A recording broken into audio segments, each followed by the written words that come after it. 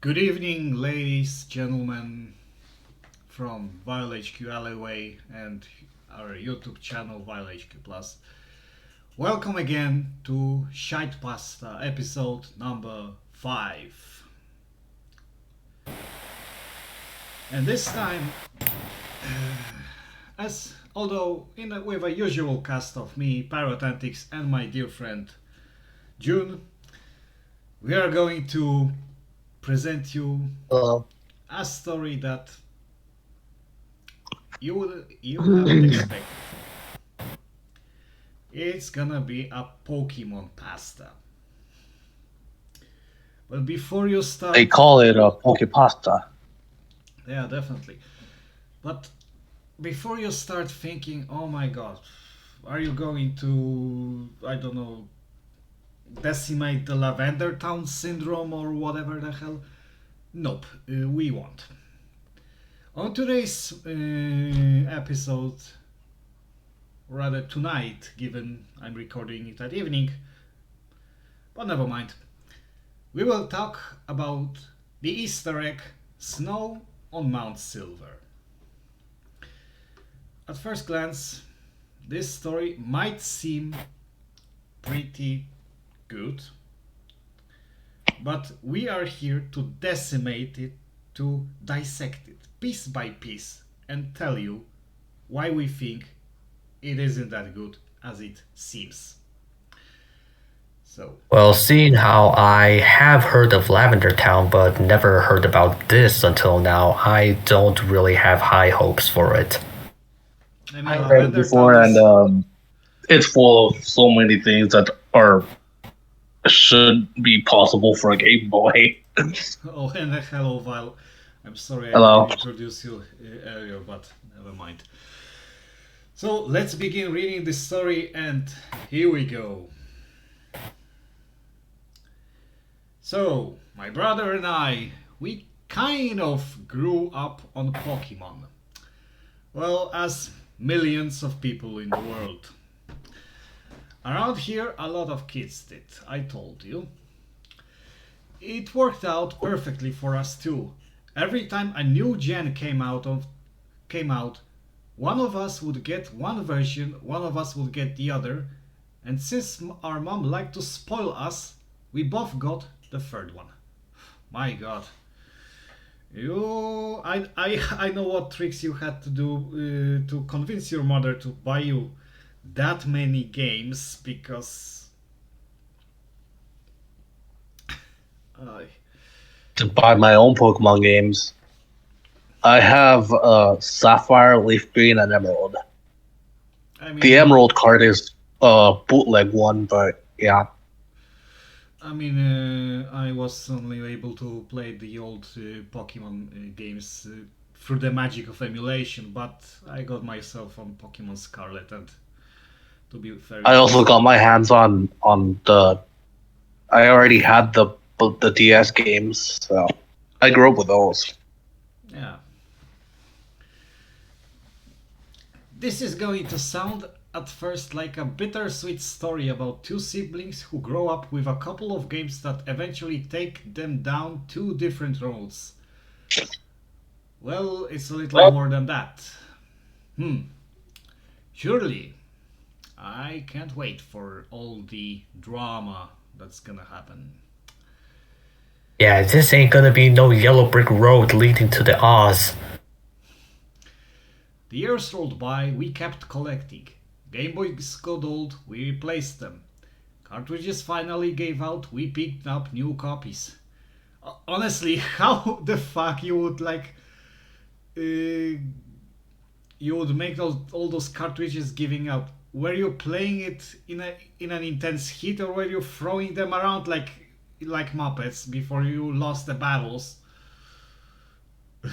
When full angry video game nerds Lasted are years, I mean, I know the cartridge and they're still good.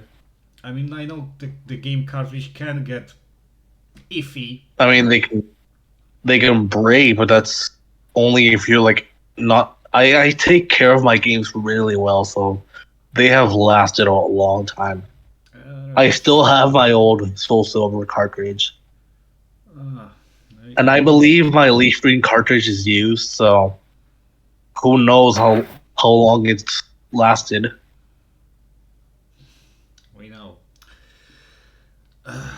But So probably skill issue. possibly. But also it all costs money, to be fair. So Yeah. I guess they had to really convince their mother to buy them all those cables, all those cartridges. Because And they don't exactly make them anymore, so you would have to you wouldn't be able to replace them without at least spending a small fortune. Or if you're lucky, you get one in the flea market. Definitely. We'll only have to assume this story probably takes quite a while ago. Yeah, I presume it does. probably. But we started down two completely different roads before Ruby, Sapphire, and Emerald came out. Oh, my favorite gen, to be honest. 2003. 2003 at least. I think that's my favorite gen Early 2000s. because honestly I like Hoenn region. I mean, the starters. Gen 3 is based. I mean, Torchic is cute, but Blaziken is a badass. I like Trico. Yeah. See, around then my brother got a Game Shark. You dirty rotten cheater. We A had Game heard- Shark. One huge flag that says, "Hey everyone, I'm cheating." Oh yeah, is that like a game genie or something? Yeah, definitely. Yeah. But you know what? If you can also play with it to get some other items, but we'll talk about it I mean, later. you could use it to get event items, but other than that, you're still cheating. Get it? That's still cheating. Oh my. We had heard all the hacks and cheats you could do with them, even if we were kind of late to the party, and they sounded awfully cool. And what would sound awfully uncool in your minds? I don't know. Our first guinea pig cartridge was my brother's old blue version. We just dicked around with it a little bit, nothing major. But whatever we did, fucked the cartridge up. Okay. I presume it could happen. Like, I don't know, the protection code. Some. Honestly, I hardly can imagine that because I know from my perspective, at least in the emulator, if I was activating some cheats, usually it froze the game, but after turning them off and restarting the emulator, I was perfectly fine to play the game. I was able to play it perfectly fine, like nothing happened. Oh. This is why I only use cheats in emulators, because at least you don't have to worry about damaging a cartridge.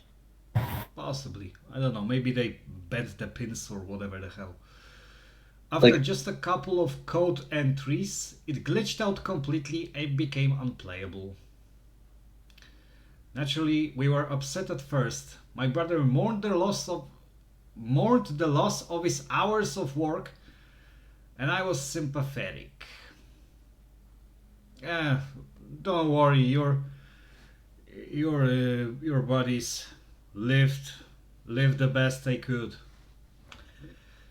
I told him, it's okay, we can replace it, I guess, because we have an infinite source of money.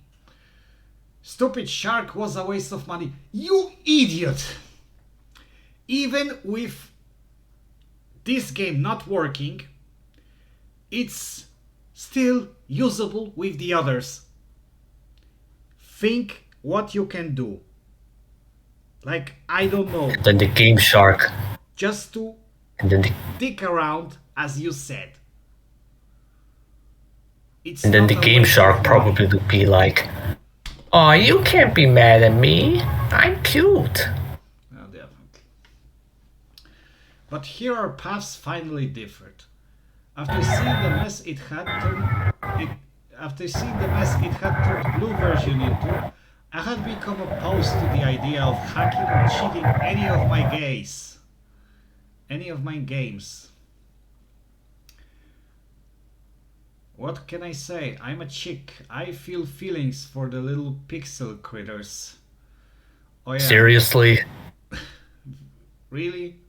Like, you feel affected with all those pixelated characters. Okay, I get it. Some people, like, I don't know, falling in love with VTubers and so on, but at least with VTubers you know there's a real person on the other side that's acting most of the time, but there is still a real person behind all those pixelated characters. There's just a code.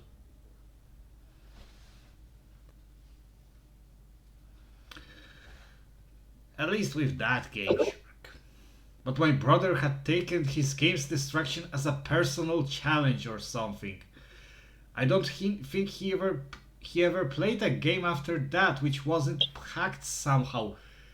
Oh really? Just one error with the game after using a hacking tool made you stop playing games at all. That's how stricken you were.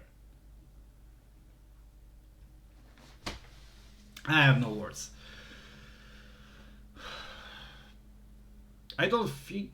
Yeah, we played a shit ton of Pokemon, man. But for us there wasn't... there really wasn't much else to do.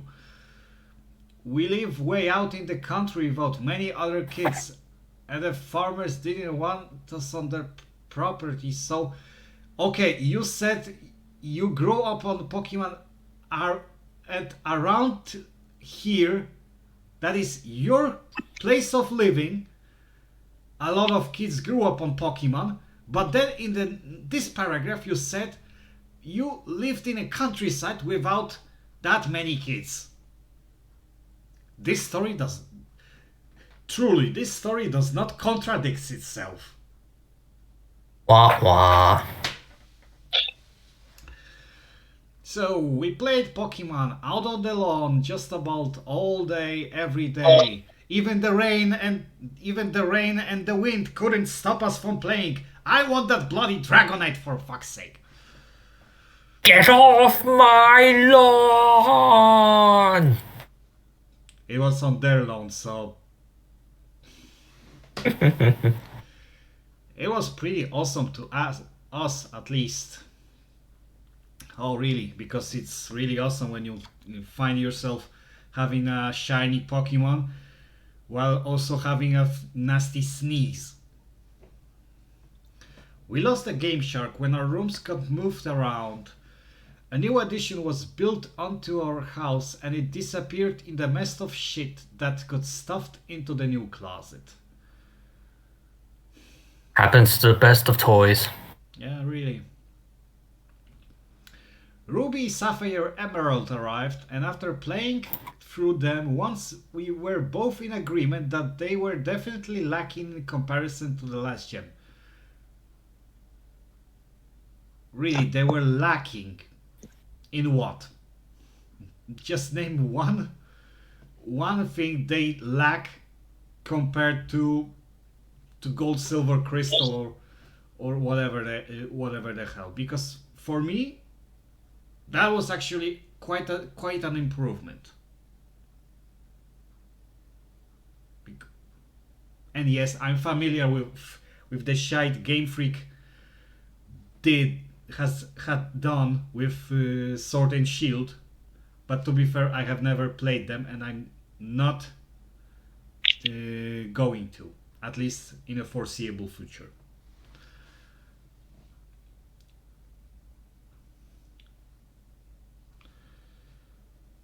We both tried another honest playthrough, and though we managed to finish, it left us both yearning for some good old-fashioned nostalgia. Oh yes, because all that blurry screen that was completely unlit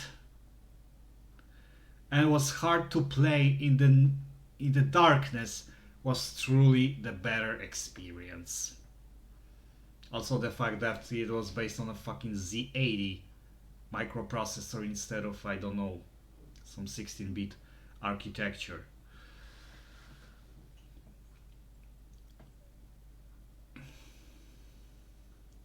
Where were our old gold, silver and crystal cartridges through, though? It took us probably a month to dig through the boxes we'd been too lazy to open up before. I presume that you were also too lazy to go into that closet you put all those boxes in. But we finally found one full of a shitload of all our old electronics. My purple Game Boy Color still worked. His red one could no longer hold batteries in place. Well, you could still find like a power supply and put and just use it as a stationary console. Granted, it would be pretty tiresome, but hey, at least it would work. Didn't know you could actually do that. Really? Yeah, I thought Game Boys were like batteries only, so I didn't know that thing could actually work.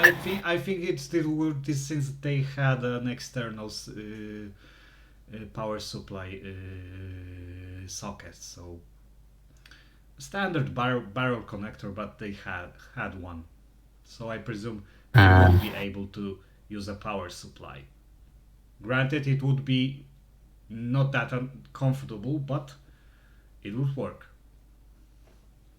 I'm so unfamiliar with this stuff. I'm a PC only gamer. It's not your fault. It's not your fault, mate. Both of our GBAs were fine, though. Well, of course, you can play the GBC games on GBAs. It's backwards compatible. Along with our Snake Lights. Sorry, I don't know what is it. I guess it's probably an external screen lightning and link cables. That one with the nifty little connector in the middle that I had always wrapped up oh so carefully to avoid fraying the wires and condemning it to the trash like our last cable. Yeah, because the last cable we were jolting out of the socket like it's a fucking rope. We both grabbed up everything we could. It was so nice to have yellow, which had been my first and most cherished game of any series, not just Pokemon, and red and gold back. Okay, so you were looking for gold, silver and crystal, and then you just found the yellow and red. Okay, you have... So where's the silver, okay? Because I see you found the gold. And where's the crystal? The story does not tell. We went through the motions of checking our old files, taking in all the old memories, and eventually we figured out the Gen 1 stuff was just too nostalgic to get rid of. Okay, I presume the save files could be a bit iffy to work because, you know, if I'm not mistaken, the Pokemon cartridges might have had a battery powered memory to keep the save file. So when it just died out,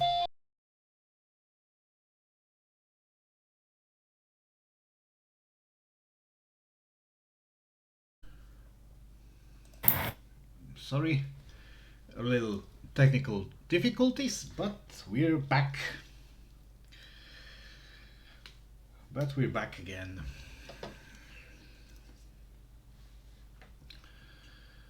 And as I was saying, that with the old cartridges, I presume they had like battery powered memory memory chips, and possibly if those batteries died out, then the save files would be completely erased. I don't know. Maybe they didn't die out yet.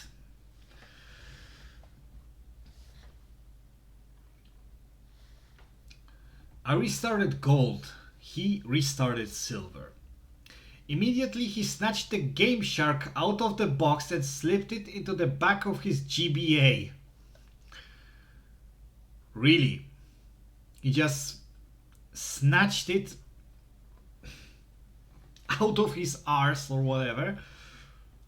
Despite the fact he was traumatized by seeing his game being broken due to him playing out with codes.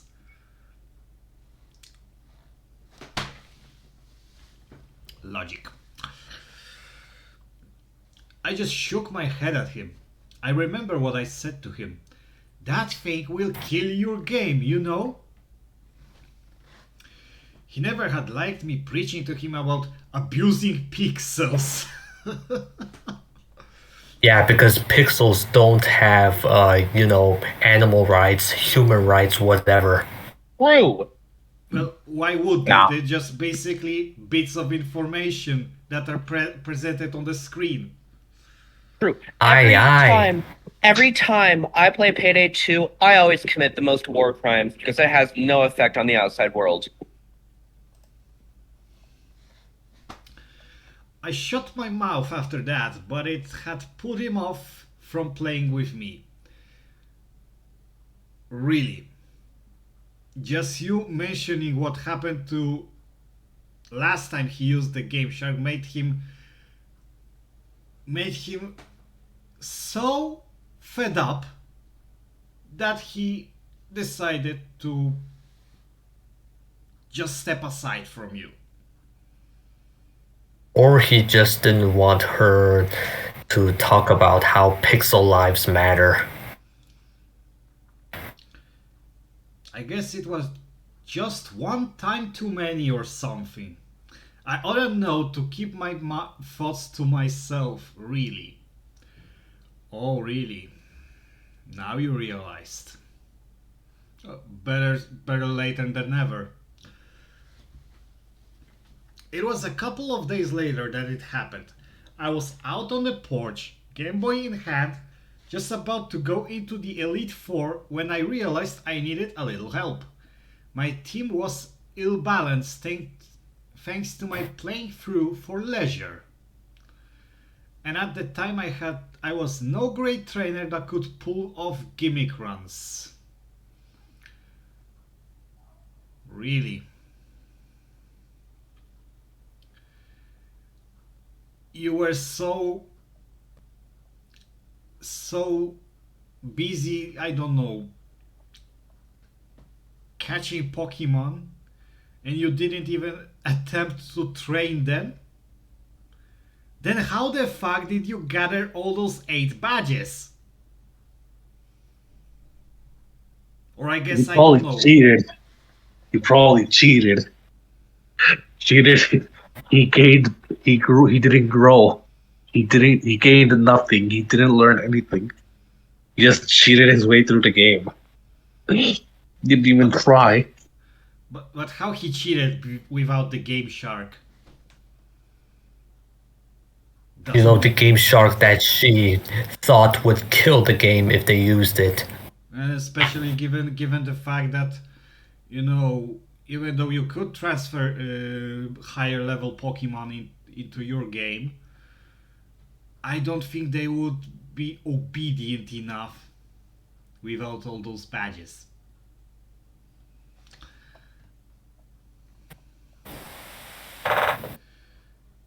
I knew that my brother had been 2 badges ahead of me when we had last checked with one another. So he has 10 badges? 10? Okay, forgot this is Gen 2, you can have 16 badges.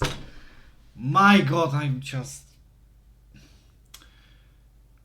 I But mean, wait a you second, can visit Kanto. you can't get more than 8 badges until you defeat the Johto League, I think. Or whatever, I don't know, I have played Hard Gold like years ago and I completely forgot, but I'm pretty sure you can't get 9th and following badges until you become a champion in your own home region. Because that's the second part of the game when you travel to Kanto.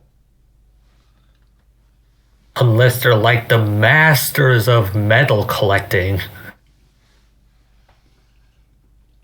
They're just built different. So I was hoping maybe he'd let me borrow a Pokemon or 2 just for this run through.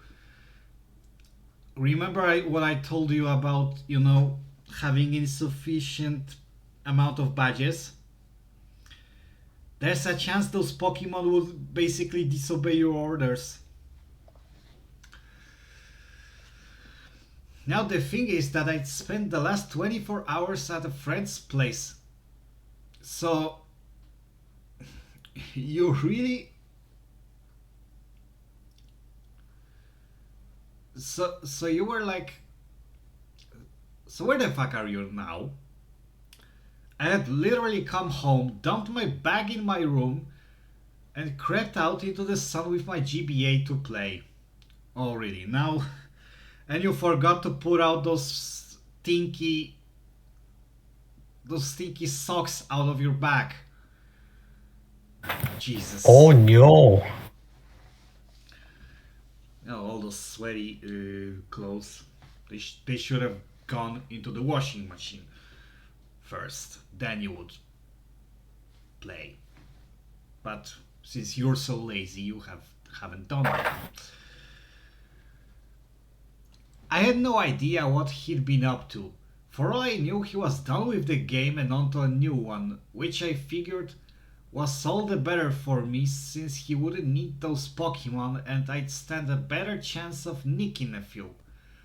Oh yes, because stealing someone's stuff is always a bad solution.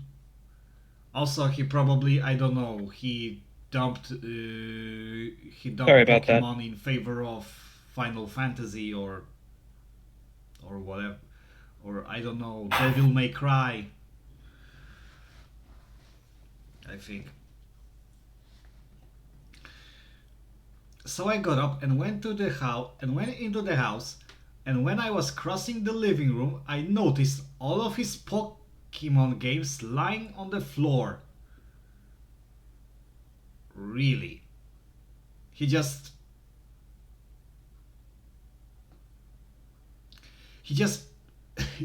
this Muppet just threw all the cartridges on the floor like it was some rubbish.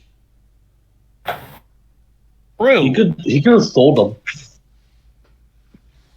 He could have got good money off of them. True.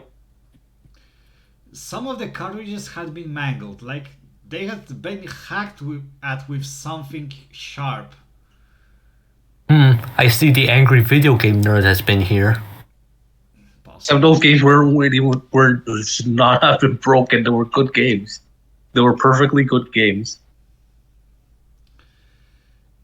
Or I don't know, maybe he began interesting into harvesting rare metals.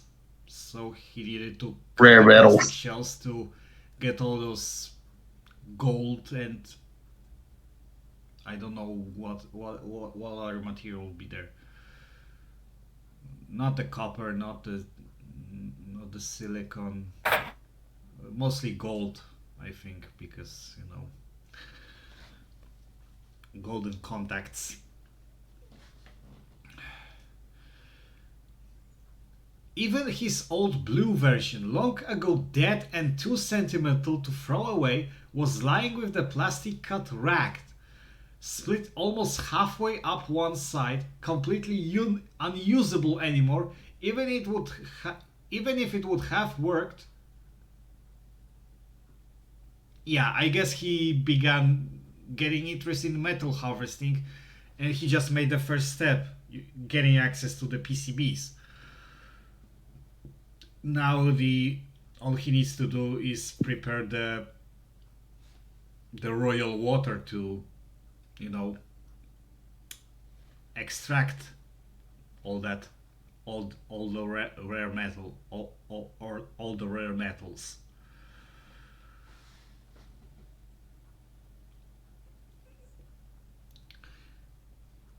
I was a little scared. This had to have happened this morning, otherwise our mom would have seen and they wouldn't be lying on the carpet. What did you do to the living room? Oh, really? Tucking my GBA into my pocket, I crept over to his room and found the door unlocked. Somehow that was even more concerning. Oh. I walked in and I would be concerned if the door was actually locked. I walked in and found my brother sitting on the edge of his bed. His GBA was in pieces on the floor at his feet, smashed to bits. What kind of demon possessed you to just slam it with a hammer or whatever the hell? Next to him on the bed were a hammer and our mother's gardening scissors. Gardening scissors? Can gardening scissors cut through plastic? I presume they were like all those long scissors that are used for cutting the branches, because you need all that momentum. So yeah, he cut his Game Boy Advance with the long scissors for branches. For small branches, twigs, and Keep in mind, this is a kid. And a kid. He was able to lift up like a tool that's pretty quite heavy, because it weighs around 10 kilograms. And then there's the strength required to make sure they actually cut through the plastic. Definitely. Also the PCBs and the LCD screen.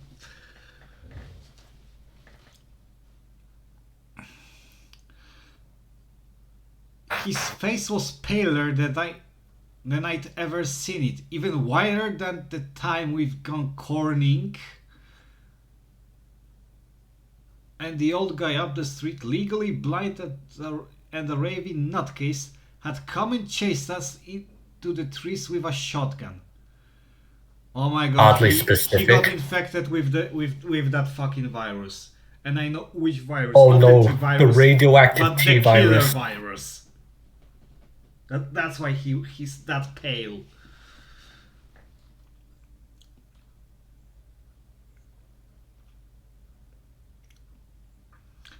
It was now I also noticed the game shark on the ground, and a silver cartridge corner poking from under his bed.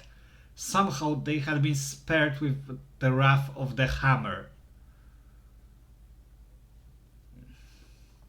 Oh yeah, because I don't know, he was throwing shite around that he forgot that he threw. He didn't notice he threw that one cartridge under his bed. But he was all going full killer mode on the poor handheld. Seems logical to me. Are you okay? I asked. I remember the chills that ran through me. He was my little brother.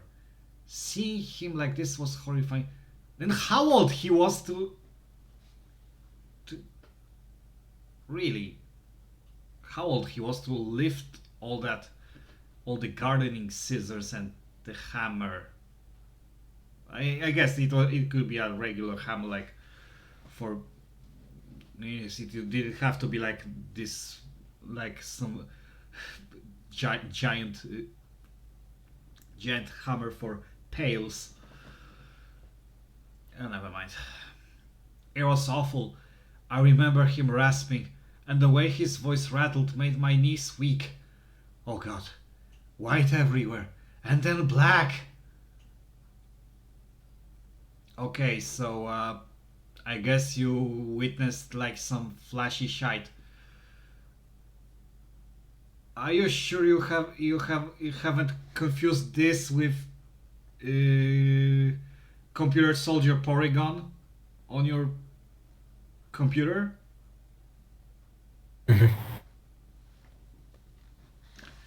I remember running over and hugging him, and I remember his limp arm fell and brushed the Game Boy in my pocket.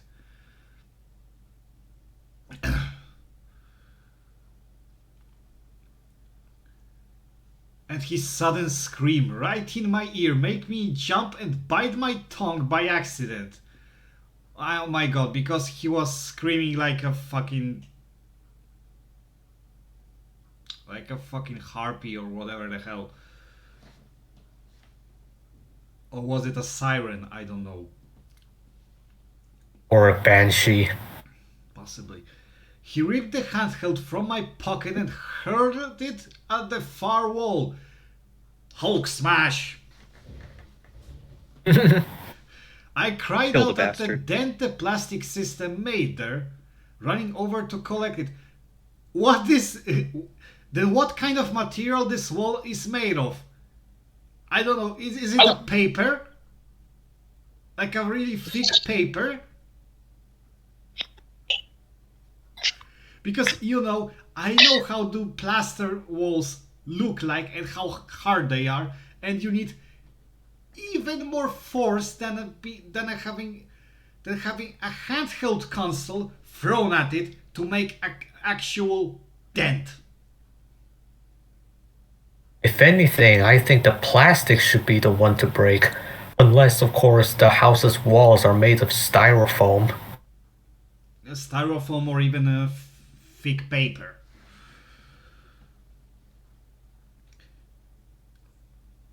The screen had gone dark and though I feared the worst, when I flicked the switch, it powered up normally. Oh, okay, so I presumed because you didn't tell us you had your console pretty much kept on. I presume that that Hulk smashing toss of your little brother just made the switch flip on by itself.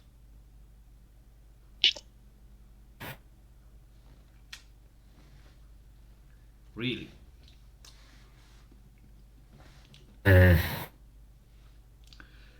I waited there in the corner trying to pretend the GBA mattered enough not to go and run for our mom. I think this whole situation is worth running to her mom for.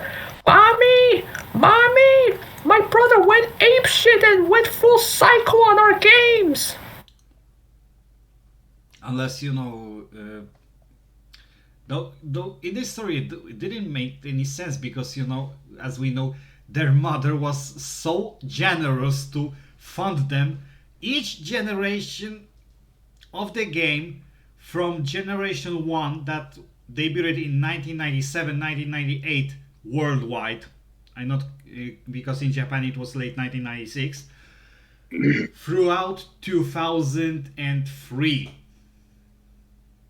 because that's when the Gen 3 made its debut. Yeah, and you got better games that era anyway. The volume was on. The Pokemon theme started up and he screamed again, picking up the hammer. Hulk smash again, but this time with MC Hammer. It's hammer time! Please don't bring me here Lewis Hamilton too. This time I screamed too and ran from the room with my GBA clutched to my chest like a shield. I thought you would press it against your chest like it was, I don't know, some talisman or whatever. A shield is usually put before you with specific purpose of defending yourself from incoming attack.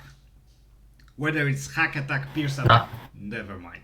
It's always purposefully put before you to defend. Not just you don't hug your shield to have you to defend yourself. You place yourself behind.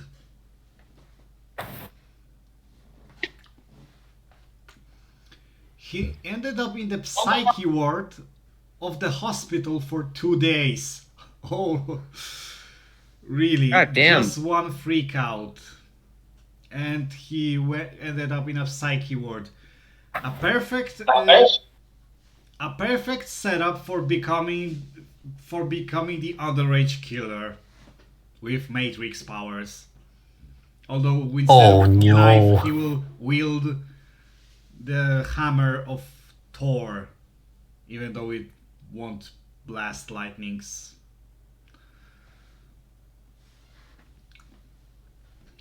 When we went to visit him, I left my GBA at home. No one could figure out what had set off his strange manic behavior.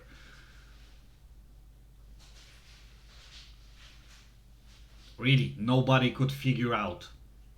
So I guess he'll just be signed off and then sayonara everyone. Where we have seen that before, lads, I forgot. No, really, I haven't forgotten about it. Please don't tell me. There was some talk that I didn't understand at the time about some kind of disorder he may or may not have had. PTSD pretty much. But even though Mom and I had collected and brought it all the cut up cartridges to be looked at, Mom's idea, not mine, no one had even thought to tie it back to the game. Well, because the doctors are not electronic technicians. Because they can't put a diagnosis based on seeing the broken electronics. Maybe that was my fault. In what part it's been established it was your fault? You just told him to watch out with Game Shark because of what happened. And this idiot decided to ignore you, so I'm pretty sure that's his own fault. I hadn't said a word about what had happened when he had accidentally touched my Game Boy, or the blind white terror he had been thrown into when the music had started. On my last visit to the hospital before school on the second day, I was left alone in the room with him, while Mom had some private talk with the doctor. Oh, private talk? What could that mean? About precautions to take should this happen again. Yeah, put him in the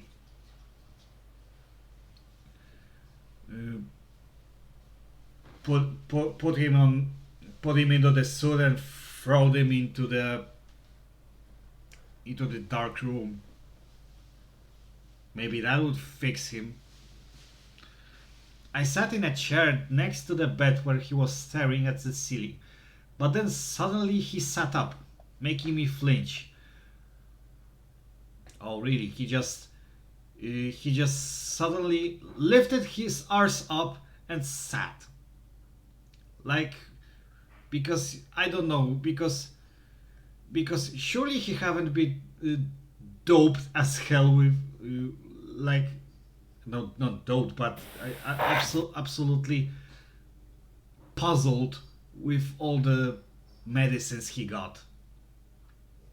Hey, he told me, Angie, go in my room when you get home.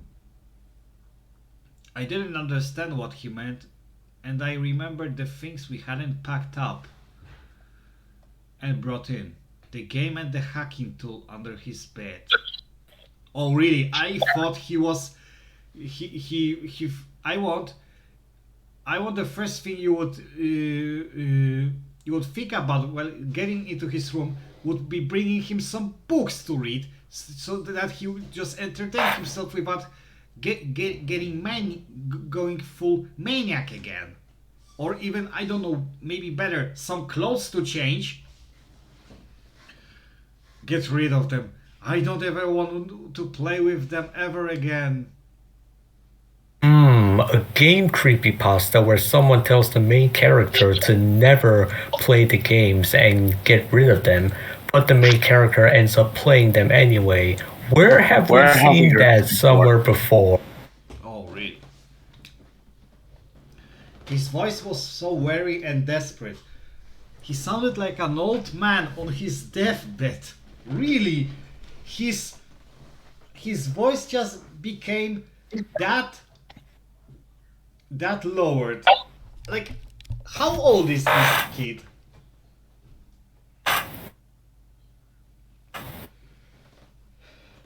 My poor damaged little brother. How could I refuse? How could I refuse, she said. Let's see how things play out. Promise you'll get rid of them. Okay, I promise. First rules of real life. Never make promises you don't intend to keep. Aye, aye. I was carted off to school late, and though the whole day I only had my promise to him in my head, and this earned me a bad mark on the test because, you know, all I had in my mind was just that promise, not the stuff I was learning for the test. I didn't know at that time, but this would be the last time that I could ever play the big sister role and help him out. Well, just pack this cartridge and pack the Game Shark and sell it to someone. I'm sure there are lots of people that would easily get their hands on a second market game.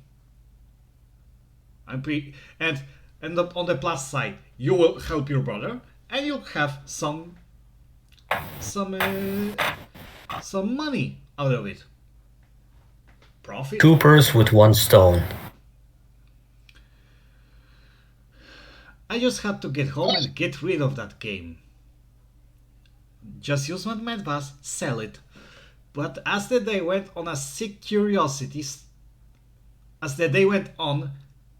there's no comma. A sick curiosity started to go through my own head.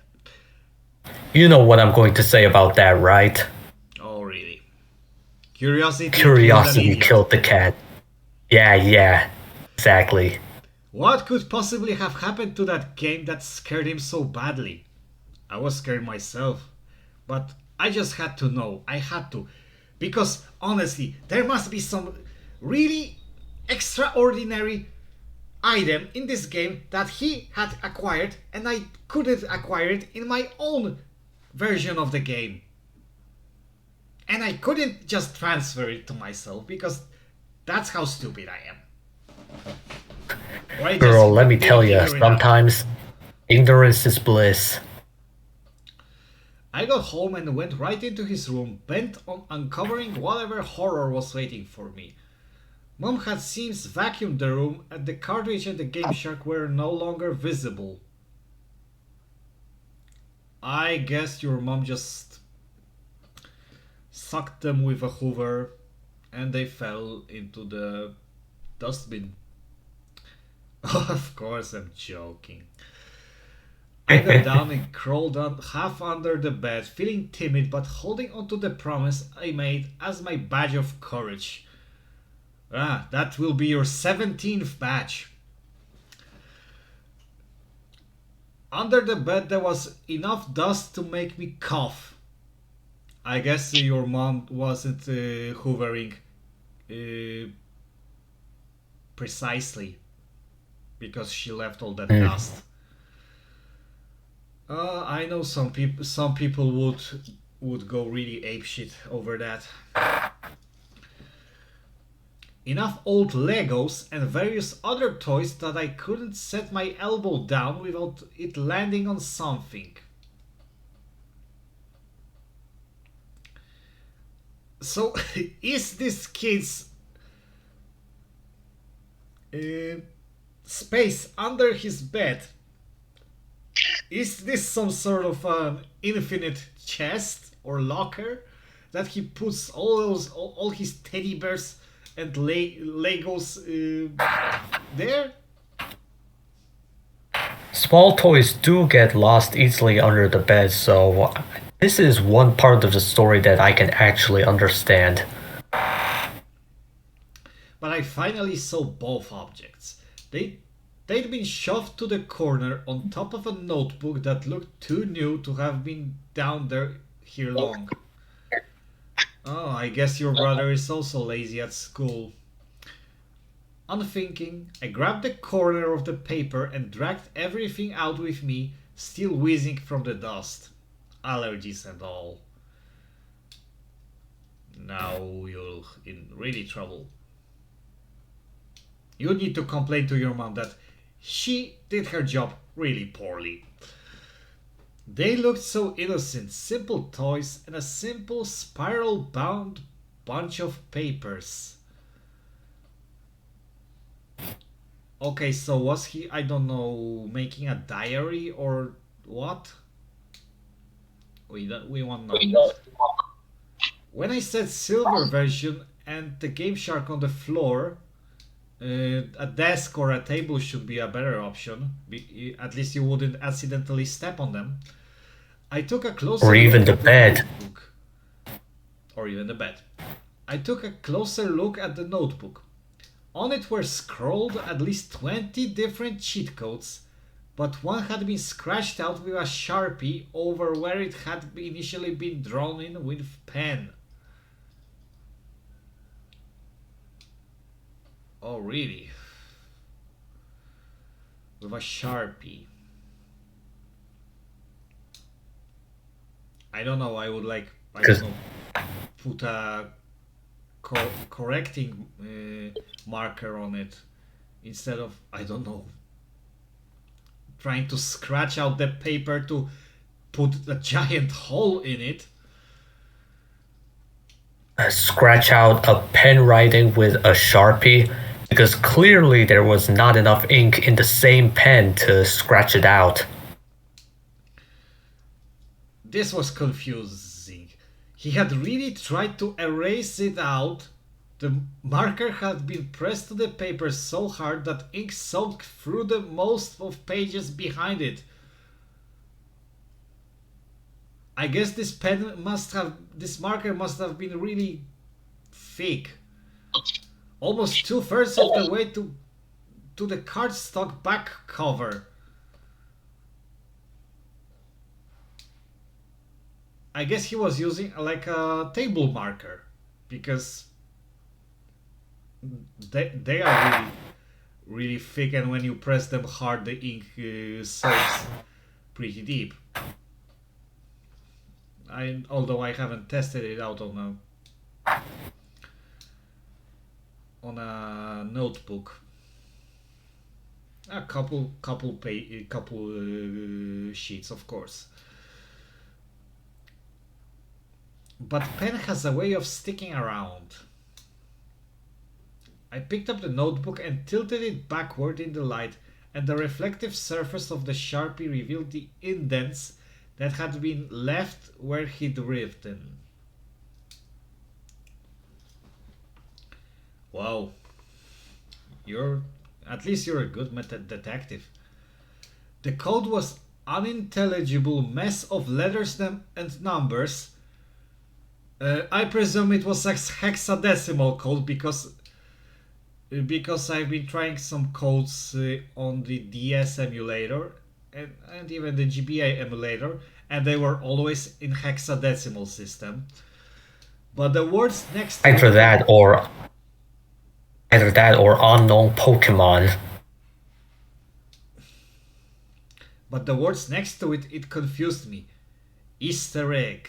Snow on Mount Silver. Roll credits, please. I remembered what he had said when I found him. He had been raving about white, and then black. Could he mean snow? No, I presume he was talking about the camera's flashing brightly into his eyes. Even though it was only August and the temperature was still climbing to 90 degrees every day, on the Antarctica, it is a fucking winter. So it is in Australia, in South Africa, in Argentina. A chill ran down my spine. Did I dare? No, you do not dare, girl, if you value your own sanity. I picked everything up and brought it to my room and laid it out on the carpet in front of me with my own GBA next to it. I told you, desk or bed are better. For a long time I just stared down at it, and the longer I looked, the more maniacal Lugia's face became on the sticker. Like it's some kind of twisted grin, like it was daring me to find out what had happened to my brother. Well, Lugia is smiling on the cover or screaming loudly, but to be fair, Ho-Oh is more majestic. I was a 14-year-old kid. She's perfectly fine, said Pedo Bear.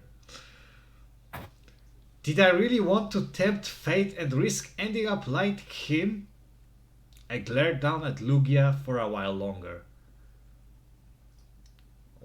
Why? All you see is just some legendary Pokemon screaming its guts out.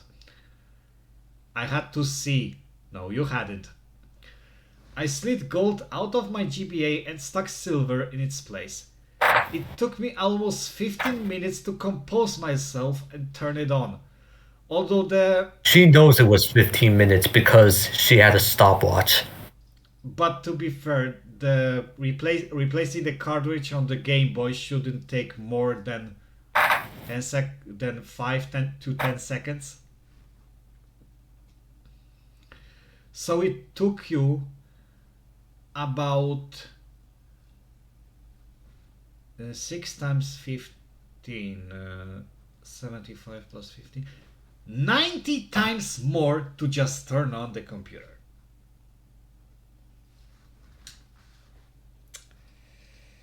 Oh, really? It started up normally. I left the sound on low, too afraid of what I might hear to keep it in the full way, and too curious to turn it the whole way off.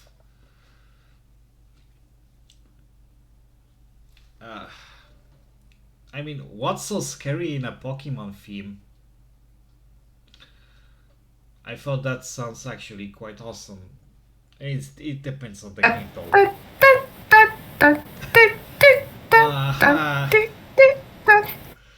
Yeah.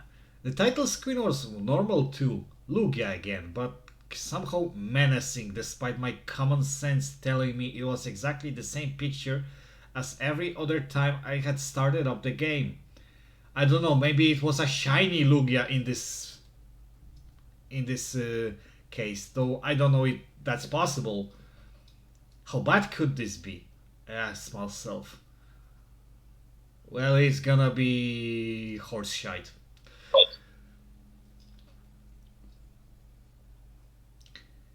His notes said Easter egg. Again, there's no quotation mark, but I don't know. Maybe I'm just nitpicking. Didn't that mean that? Didn't that mean that repetitions was coded already in the game? Well, usually Easter eggs are written somewhere in the code. The menu came up, still absolutely normal. His character was Blake, with a mostly filled Pokédex, but the time was odd. 999 and 99. Which is kinda unnatural because as far as I know, the timer on the game can go, at least in the Gen 1 and 2, can go up to about 99 hours only. Not 999. I knew he couldn't have been playing that long. I had barely logged 50 hours on my own game and I was at the Elite 4. Well, the Pokemon games usually take more than 24 hours to complete. And I was playing slowly. Because I don't know how to go fast.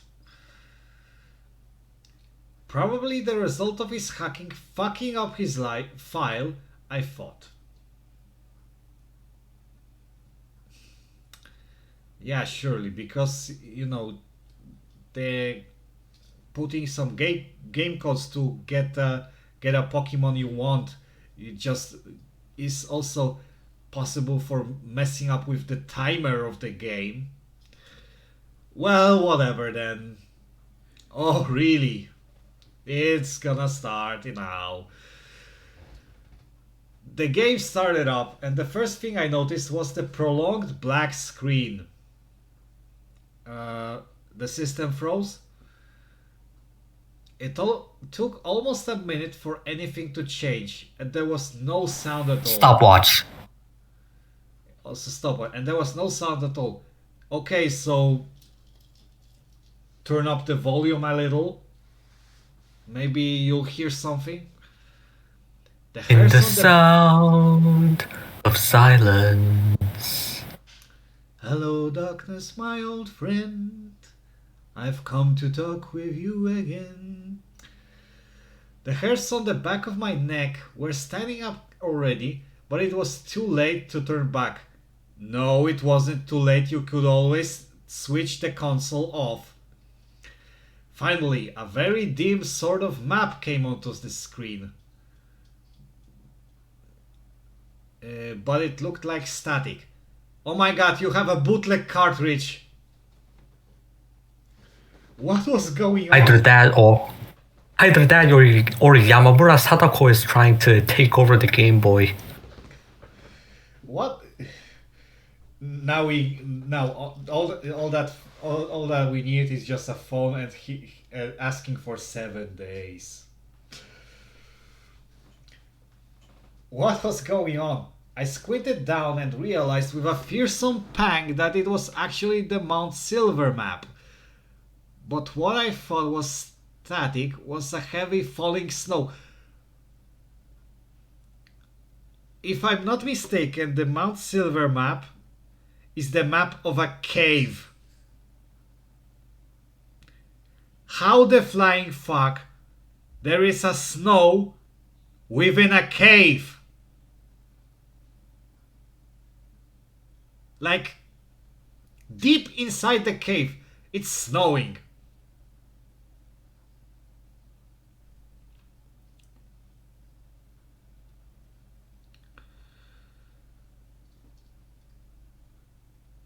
So this was where he had last saved his game. I checked his party. A very normal team for someone who'd been using a game shard. Typhlosion, Feraligator, Meganium, Pidgeot, Tyranitar, Lugia, all level 100 with modded moves. Typical for him. Yeah, because he's a dirty, rotten cheater. Something about the sprites was strange though. They seemed sullen in a way. Their colors seemed washed out and their expressions lacked the usual vigor they normally had. I chalked this up to missing pixels or something, also due to the hacking. I presume you just have a bootleg cartridge and someone just edited the sprites of your Pokemon to look like that. The sprite's colors seemed washed out. Oh god, it's Sonic EXE all over again. But you know, with Sonic EXE, you would also have a lot of ketchup. But so far, we don't see any ketchup yet. Just snow. In a cave, nonetheless.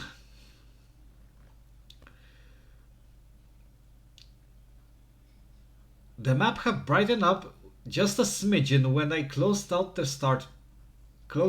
of the start menu. So have you loaded up the save file, or you just been into the start menu?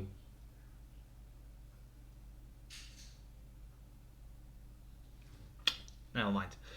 Indeed, snow was somehow falling very heavily. Pixels danced across the screen so fast it was hard to see the little sprite that was my brother's character. Because, of course, as I said before, snow does fall in a cave. Inside of it. 50 meters deep into the cave. Nonetheless. Not just some random bits that just into the entrance. No. It falls inside the cave. Because it's that fucking cold.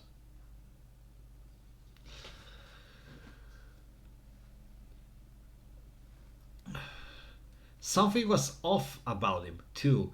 When I checked the information, it was the same as the Pokemon sprites. The colors were dull. In fact, now that I thought about it, he almost looked frostbitten. No, really. Oh, now I get it. Now I get it. Queen Elsa is doing some shit to the game, hence the snow in the cave. But to be fair, the trainers can't be harmed in the game. The Pokemon can.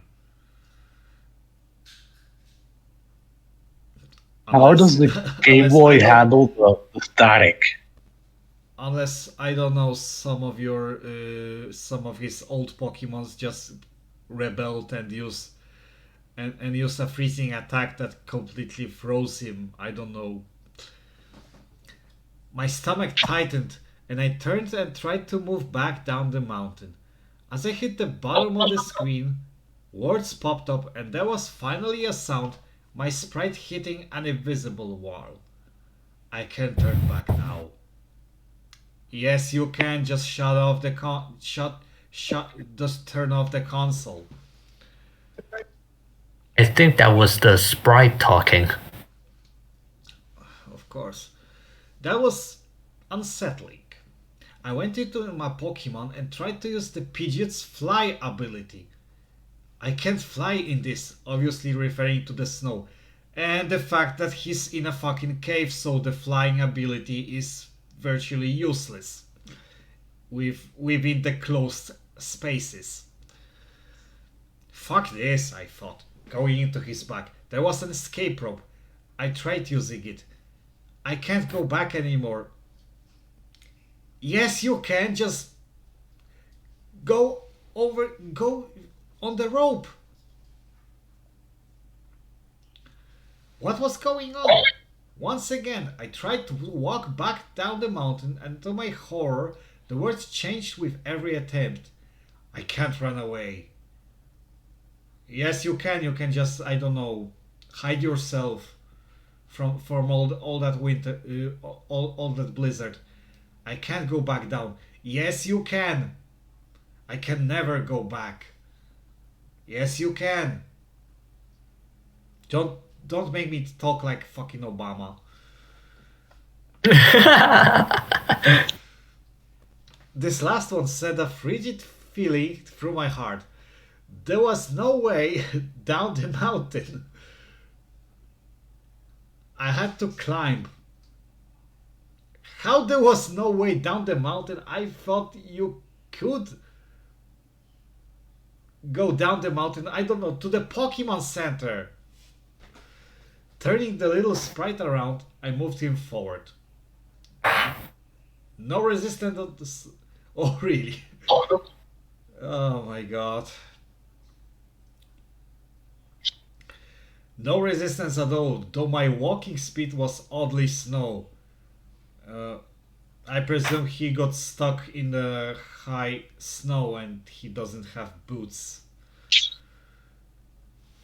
What was truly weird was the lack of grass or trainers or anything at all but that white snow which still blew across the screen and made it almost impossible to see. Yes, it blew inside the cave. As I moved further up the mountain, his walking speed became slower and slower.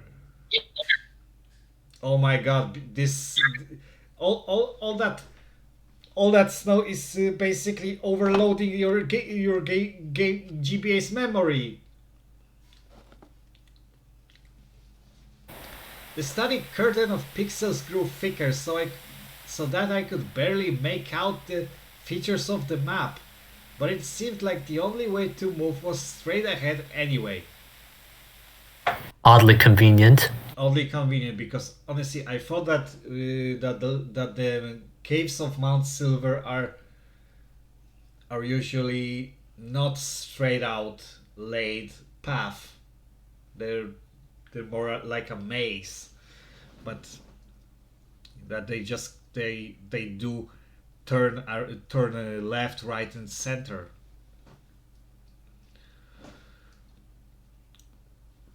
I reached what looked like a set of stairs at the very top edge of the screen. I didn't remember this being there before. Oh.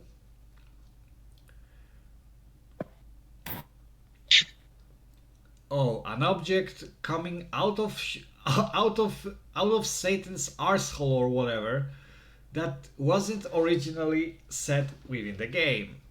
How convenient. As I tried to move up, the little sprite paused. I'm cold. Then get yourself a blanket. Or whatever. By now, even I was getting goosebumps.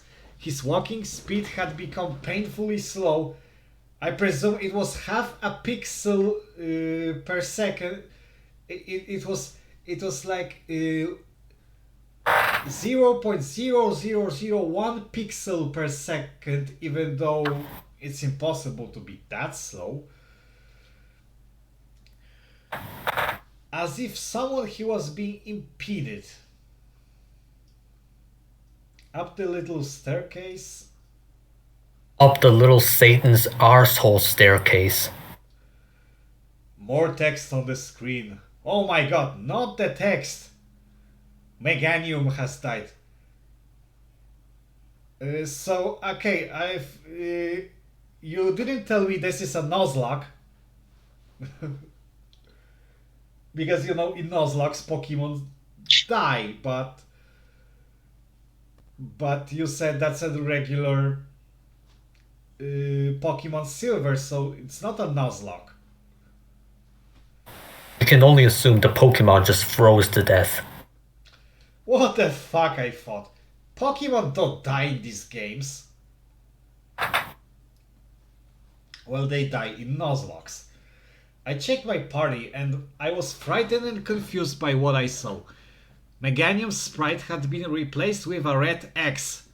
Okay, two more, and the question goes to the opposite team. Forgive me my family feud pun. All of my other Pokemon sported varying degrees of damage, though I hadn't battled once. I'm pretty sure you wouldn't see that because on the regular sprites there's none of that. I went to my bag and found a single revive and tried to use it. It's too late, it said. Yeah, because the revive is used on fainted Pokemon, not dead. What kind of Easter egg was this? Well, I presume this egg was rotten. There wasn't much else I could do. Trying to turn around yielded the same messages I before. Again, you could have turned off your turn your console off. So I kept moving. Pidgeot has died. Oh, another one bites the dust. I checked again. Sure enough, there was the little red X. Okay, one more strike and the question goes to the other team. This time I selected it and it looked like at the Pokemon itself, trying to figure out what was wrong. I wished I hadn't. The sprite was mangled, pieces of it were missing. Oh my fucking god, it's the Poke got me signal! What was left was splotched with a sickish blue-grey color and its eye was a solid black pit. I flipped down to Meganium. Same deal, a leg missing, a chunk of its neck, most of its head, save that pitch black dead eye. Really, that's a Poke got me signal invading your save file. Morbid curiosity urged me onward, and also my stupidity, and the path never deviated from the straight upward road I'd traveled the entire time.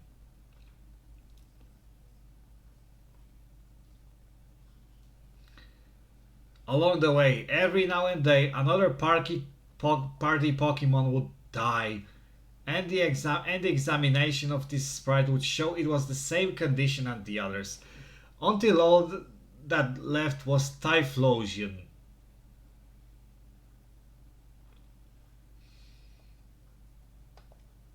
Okay, even this game does not spare the legendary Pokemons that are supposed to be immortal. Imagine just making a song out of that. It's gonna be the worst song ever. One more staircase was up ahead.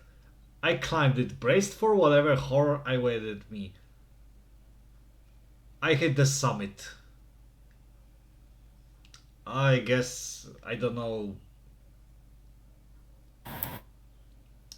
It was deserted. Red was nowhere to be found, because he left on holidays. The snow had stopped falling. Oh, because you were outside the cave. Nice. In the very center of the map was something sticking out of the snow. It looked like a Pokeball. And of course, you'll check that's a Pokeball, and it turns out it's gonna be some useless potion.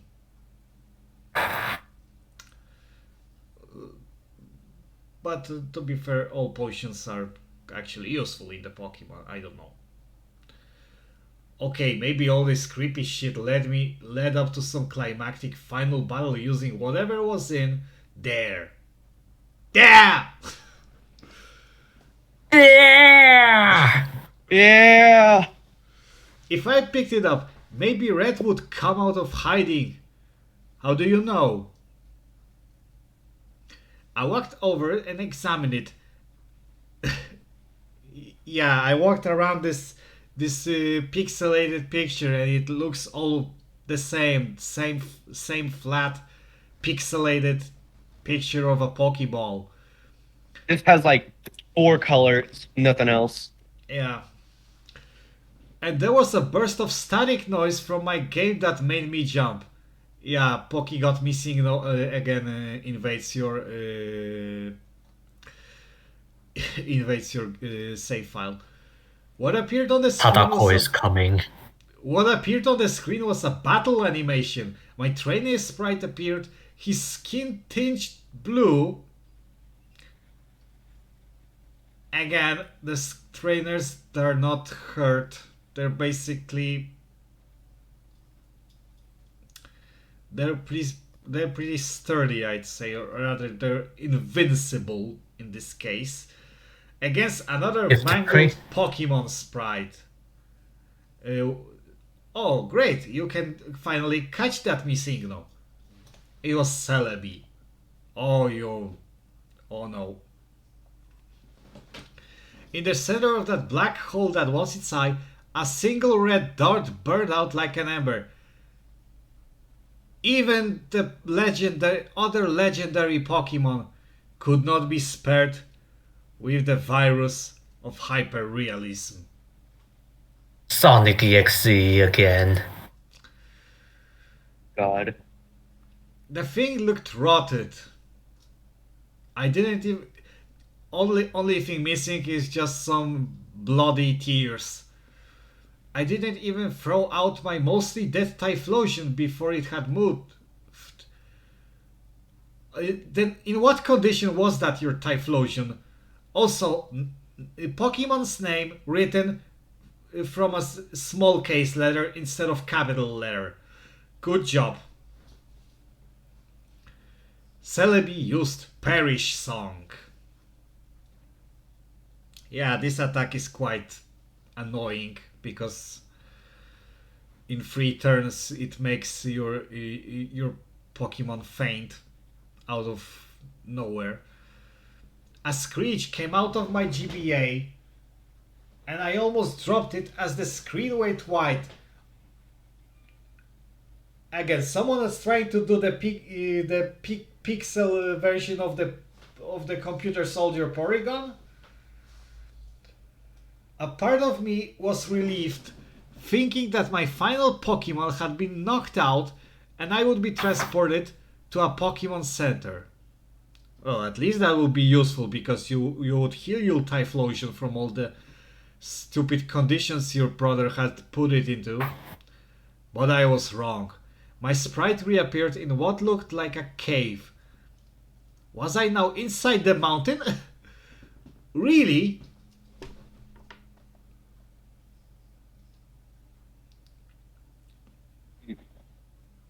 Well, it just it's supposed to be a teleported glitch. you back inside the cave. Well, it is a glitch, so I can get them that. I checked my trainer card and felt sick. The sprite was just as mold as the Pokemon had been. A leg gone. I'll be back in a moment. Okay.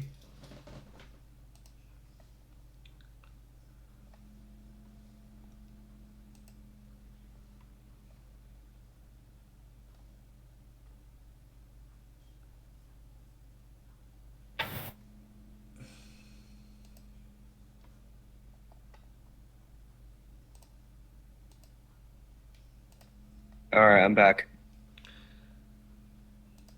Oh, really? Thanks.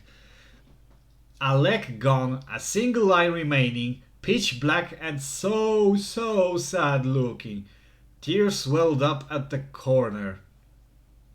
Yeah, because all he could do was cry eyes. Also, pitch black eye, he too was infected with the hyperrealism virus. Amazing. And every color on him was replaced by those 6 shades of frosty blue and grey. Hopefully not 50 shades of frosty blue and grey. Oh my god, we're not ready for that. Every stat on the card was reduced to 0 except the time, which still read 999.99. Yeah, he had no badges, no caught Pokemon, nothing. Yet he played for over months in continuously, I think. I quickly moved back to the map. His sprite there mimicked the horror it had become on the trainer card. Pieces were missing, everything was discolored. How could you notice that with just 2, 3, 4 pixels missing? I started trying to walk, and at first I received a message. It's so cold. Well, I told you, get yourself a blanket. There was only one direction to go. Upward. Oh no, don't remind me of that band, please. I moved on, and every now and then would be stopped by a message that made my heart sink lower and lower. Mother. Yeah, we know there's a game called Mother. Actually, it was quite popular, I think, in Japan. Otherwise known as Earthbound. I mean, no, Earthbound was Mother too. Yeah. It feels so cold. I told you, get yourself a blanket. I can't go on. You need more than a fucking blanket. You need a fucking coat on a goddamn mountain. And boots. And fucking snow pants. Yeah. The walls, as I walked, became darker and darker until they were pitch black at the end. Yeah, totally not scary at all. There was an exit there, marked only by a white outline. The doors to the Velvet room from Persona? I had no other choice but to go through it. Remember what I said before. You always had a choice to turn the game off. It opened into a chamber that was also solid white. Yeah, possibly the void. The only way to distinguish the walls was a thin grain line that marked them as separate from the floor. Yeah, so possibly this is a you've broken the matrix or so, and you've come into to visit the architect itself. Against the far wall there was another sprite. Red sprite. Intact. Oh my god, could this be? Could this be something good with this? I had come this far. I had to finish this. Yes! Turn it off!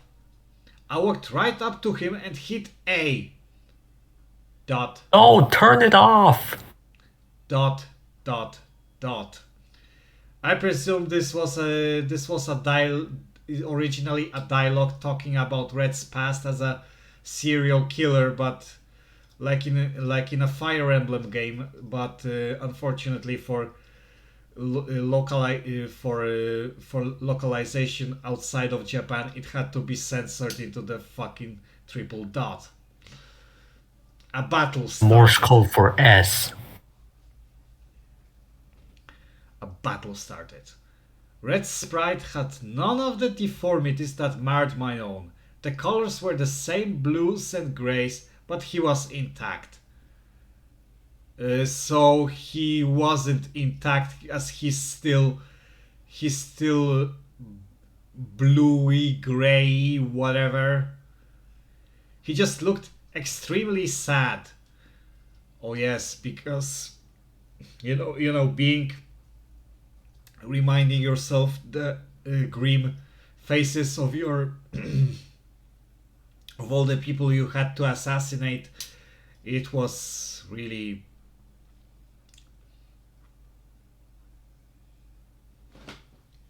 really traumatic. his first Pokemon came out, Venusaur. It was just like my own had been. You didn't have a Venusaur, you had a Meganium. Have you forgotten about it? You didn't have a Venusaur. But That's level confusing. 0. But level 0 with a speck of health. Oh really? Then you must be kidding me. Then it just should be Bulbasaur. But even this can't have a level 0 because in default you have a level 5.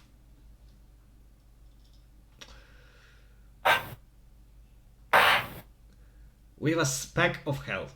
I sent out Typhlosion, again written with the small case letters instead of capital letters, who had just 6 HP left. Quickly heal him. Don't you hear that alarm sounding?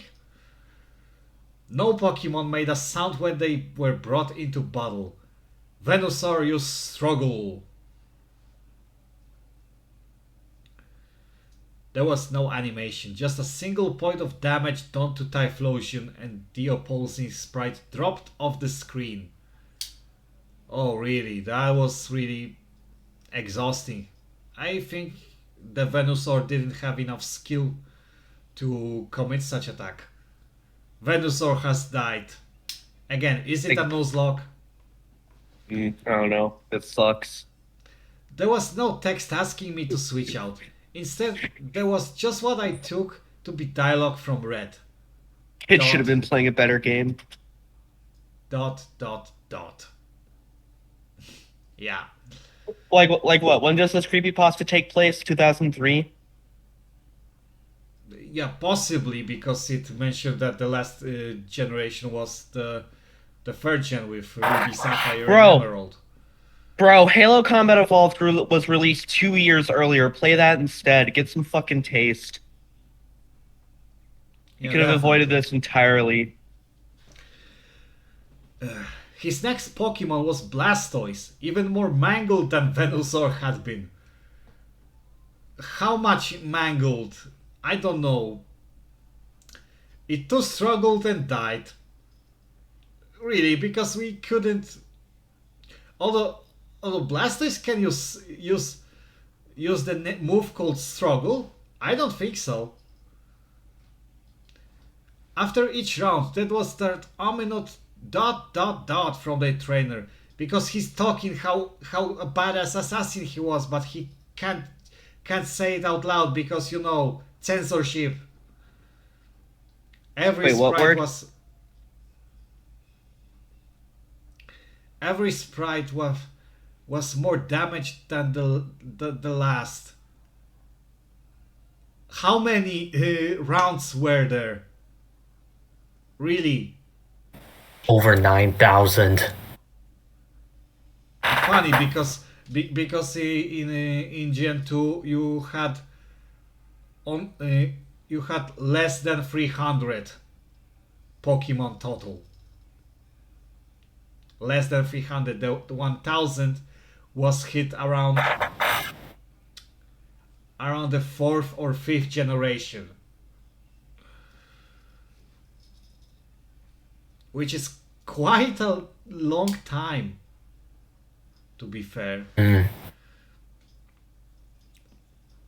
His Espeon was barely distinguishable as a Pokemon. Yeah, because he wanted to make itself more like the Poke Got Me signal we've been talking about before. I realized somewhere he was singing them out of order, which is still some kind of order, but never mind. Which saved one Pokemon for last. Oh my god, could this be some legendary creature? Pikachu came out. Oh, for fuck's sake! this little yellow, never evolving rat. Even here, it had to come in. And it was grotesque. It too was discolored like it was frostbitten. It was missing an ear, half its body and tail. I'm not sure how it was able to live. Its head was mostly intact, but its eyes were much larger than they should have been. He became a chibi? Or I don't know, was he watching too much Lucky Star? They have quite large eyes. And glared out at me like pitch black windows into hell. Nope, possessed by Sonic EXE. Definitely. But the thing that got me the most was the giant smile that extended almost all the way to the edges of its head. Fuck off, Jeff! And possessed by Jeff the Killer. Definitely. Oh god. Just fuck off, go to all the hell. Its health was somehow at 0. Or at least looked that way. I guess it was 0.00001 setting or whatever. My hands were shaking in the rhythm of Darude Sandstorm.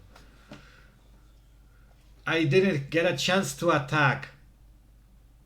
Well, I know that sucks.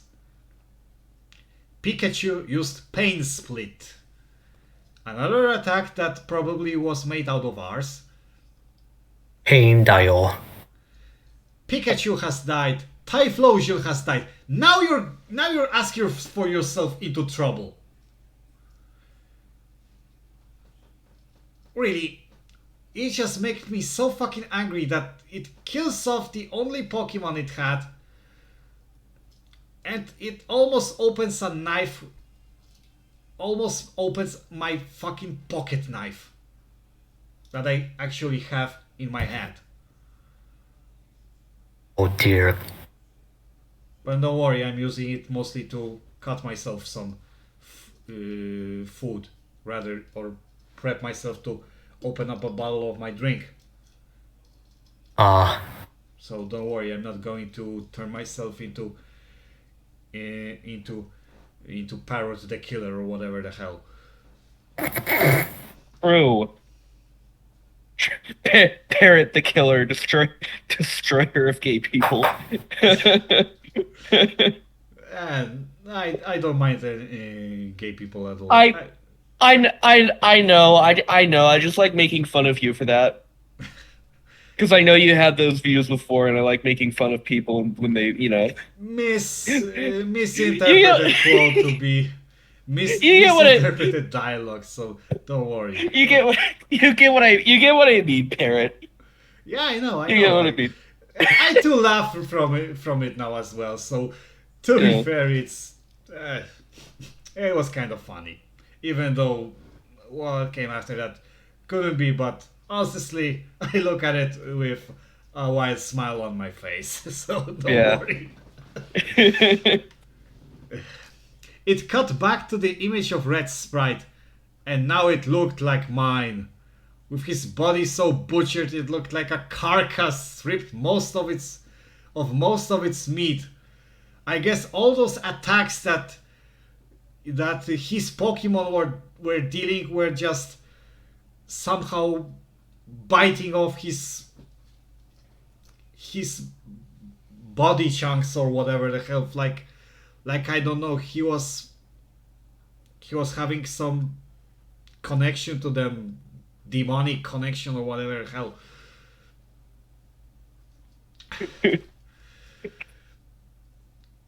Sorry, I'm laughing at something else. Except it had those same soulless, deranged eyes as Pikachu. You see, now Red, he too was possessed. So that makes sense. I finally understood what happened. They were dead. They were dead at this sub-level of the mountain. Where's the hell they now existed in? Oh, really? I thought that's just... Okay.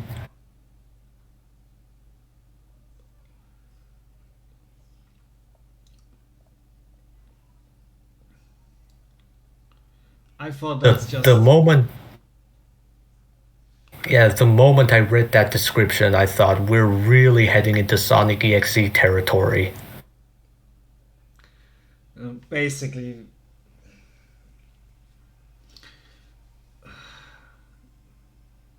Never mind. Red finally spoke. It's over. Yeah, it's over for me. I can't just sit out, drying out like crazy. I need my fucking drink. Now, come on. Why don't you want to hook it up? Ah, there you go. Let's pour it into the glass. Take a sip.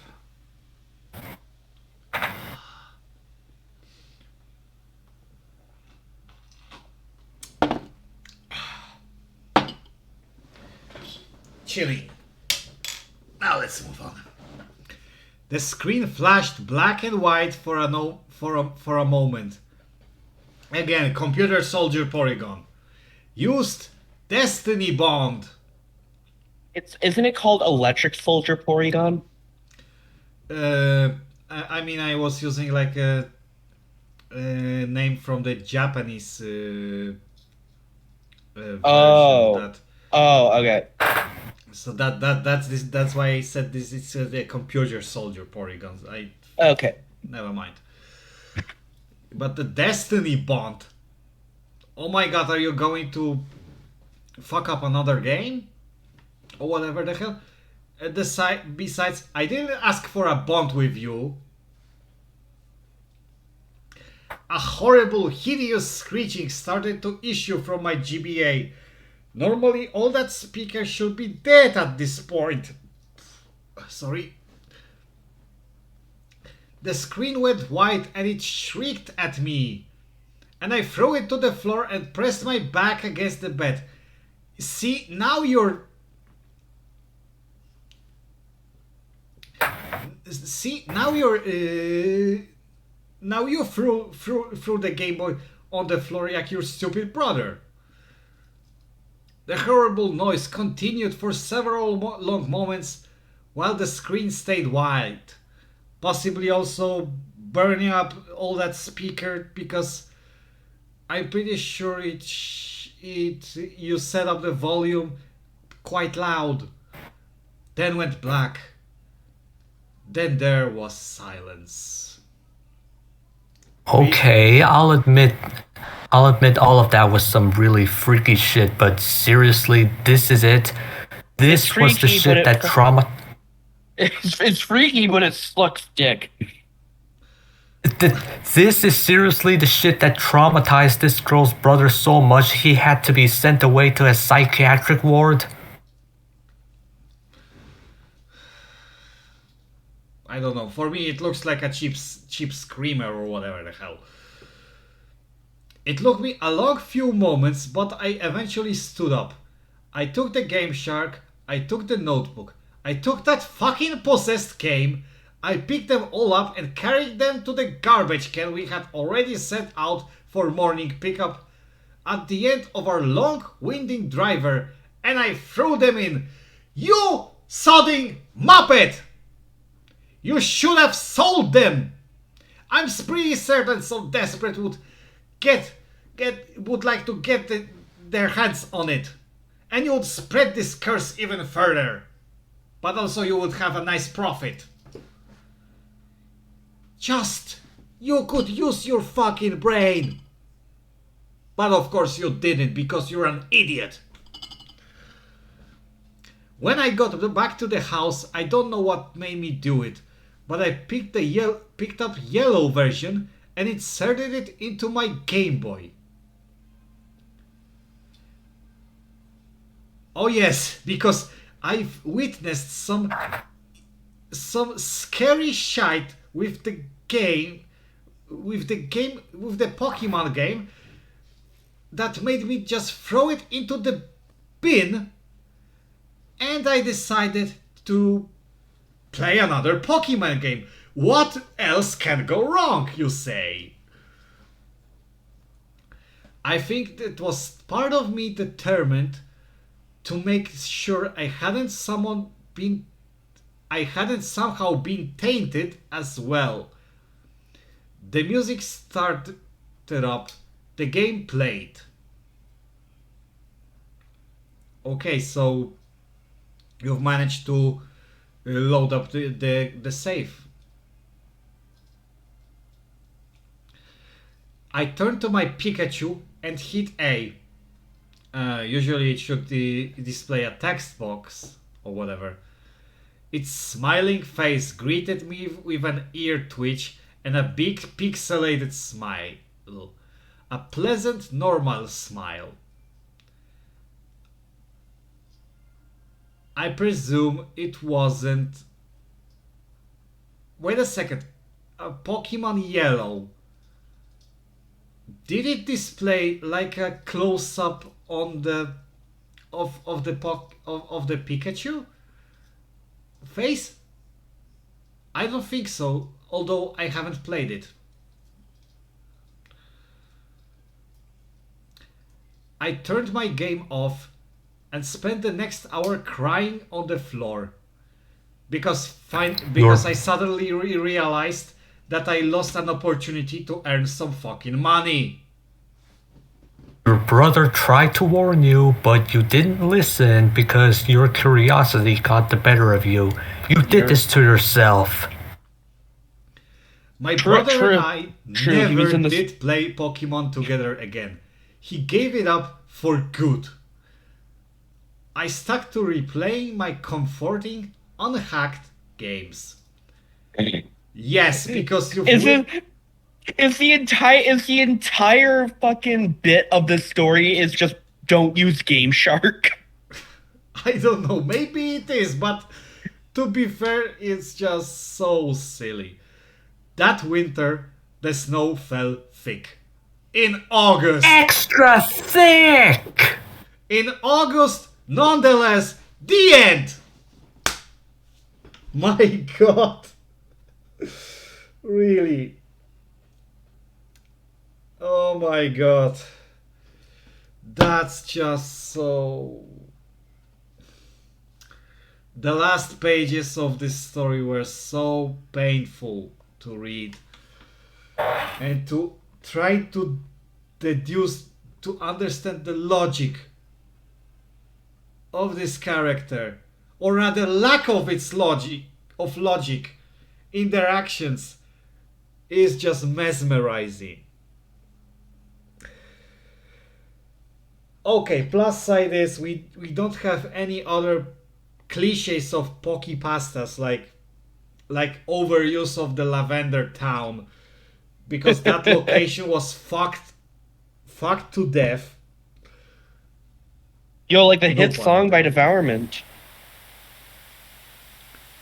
But instead we are inspired with two other shitty stories. That is Sonic EXE and Jeff the fucking Killer. Even though we don't have even though the main character or their brother, they don't become the serial killers, thank God. Although the setup is almost fucking there, especially with that little shit brother. Oh. That is what you see. That's why you carry around a pocket shotgun. That would not have happened. Just shoot your brother. End it right there.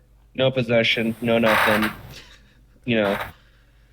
I mean, the first of all, that character shouldn't have made any promises to touch the game at all. To get rid of it at all, or even barely touch or think about it. Then this story would have never happened at all. For me, aside... Yeah, go on, please. I have no words at this moment.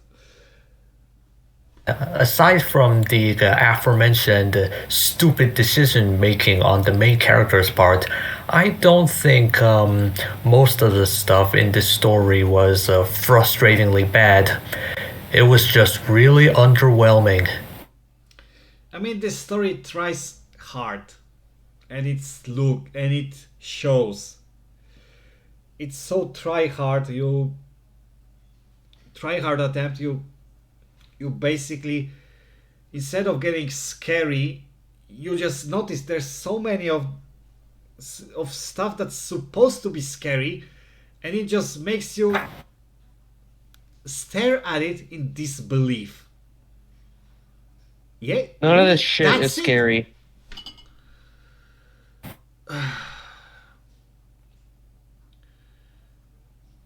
Well, at least I know there are some Pokemon creepy stories that are actually quite good.